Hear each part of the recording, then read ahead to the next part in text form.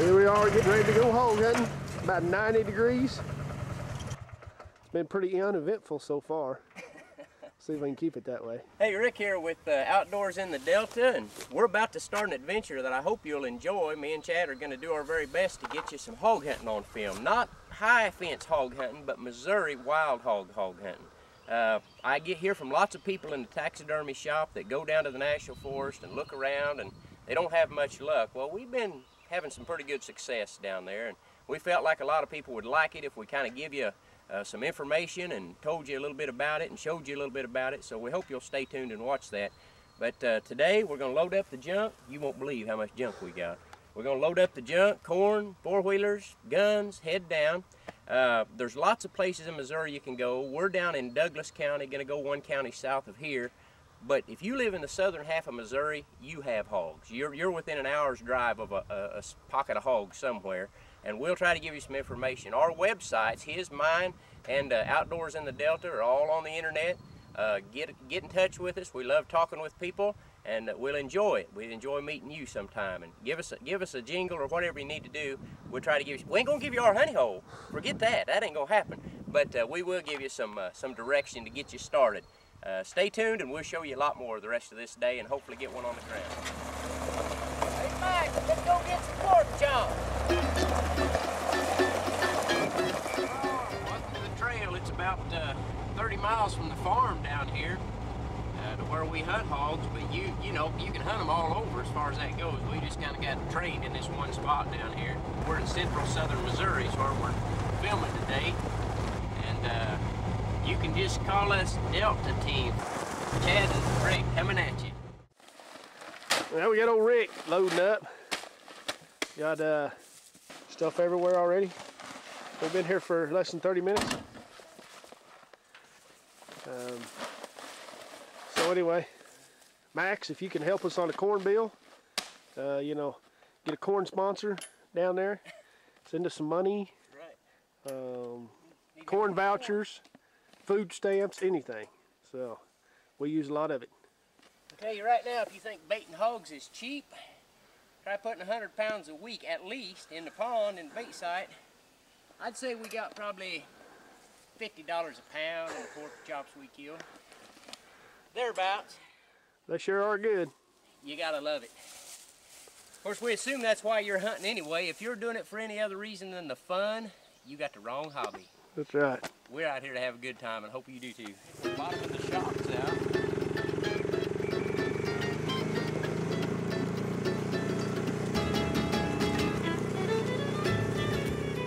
Here's old Sully of the Delta Team is about to take a little swim in a muddy pond.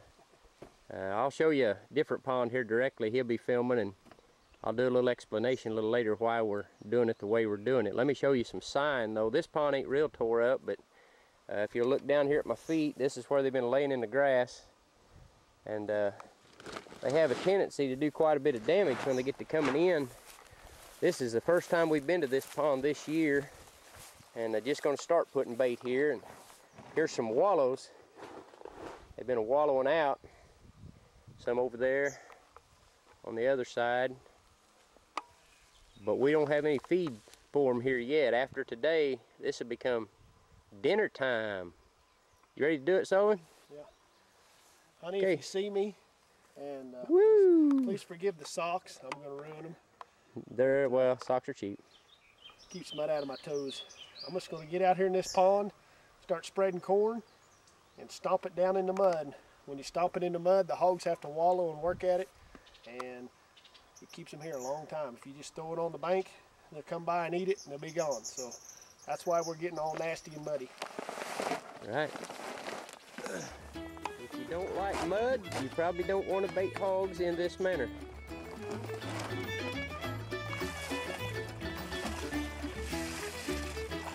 If you're scared of snakes, don't do this either.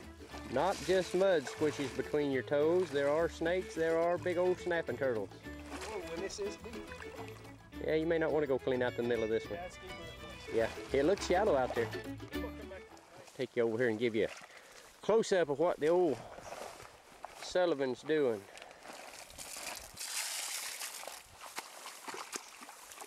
That's the trick right there. The pants are about ready to fall down. I'm turning the camera off if the pants come down. Yeah, they've got wallows all in here. Good. It's knee deep here and shin deep there. Hope I don't step on a hog. That's hunting like a man. This is what you get when you've been baiting for about 4 weeks. You can see how all the mud, the water's all muddy. We've got a lot of rain, so it's filled the pond in. But all this mud is from hogs just getting out there and rooting. There's corn. There's probably about 200 pounds of corn in there, and Rick's fixing to put about 100 pounds more. Anyway, the hog he shot was standing right over there on that bank 2 weeks ago. And what shows up on the tape there, but in case you can't see it, we got sweat dripping off of us. This is not a fun game. This is something you really got to want to do. I'll give you a little helpful hint on baiting your pond. Chad already mentioned how we stomp it into the mud. We've actually tried it 3 different ways.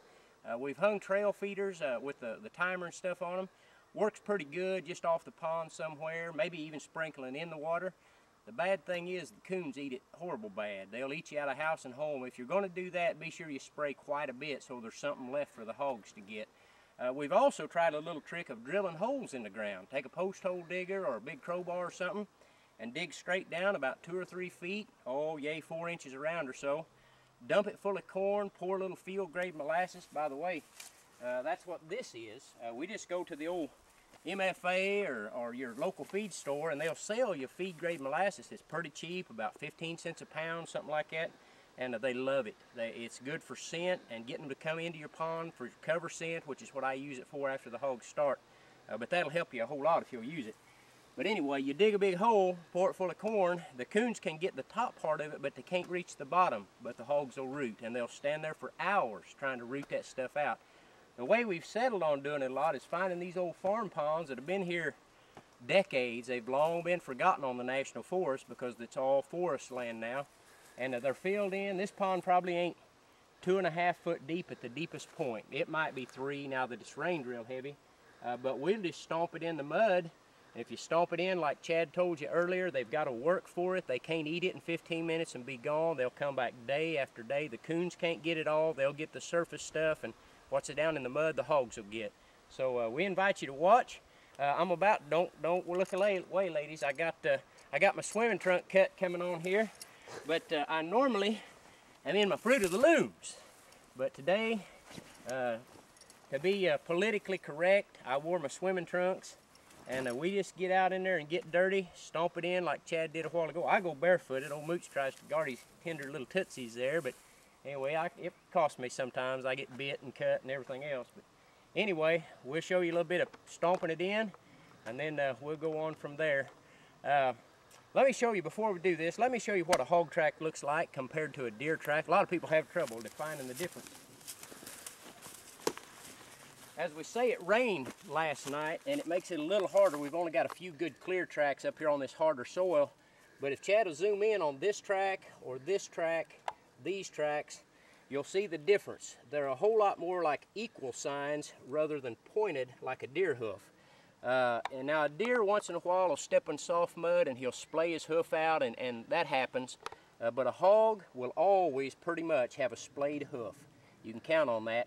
In any very deep mud at all, you'll see dew claw marks. That's a dew claw mark right there, even no deeper than this track is. A deer won't have that. A deer's dew claws are higher up on their hoof or on their leg, and they don't have the weight to push it down like that. So when you can see dew claw marks and you got splayed tracks all the time, you're pretty much into the hogs. Of course, here at the pond, obviously, they've been rooting and stuff, but that's a helpful hint. In the wintertime, we track them a lot.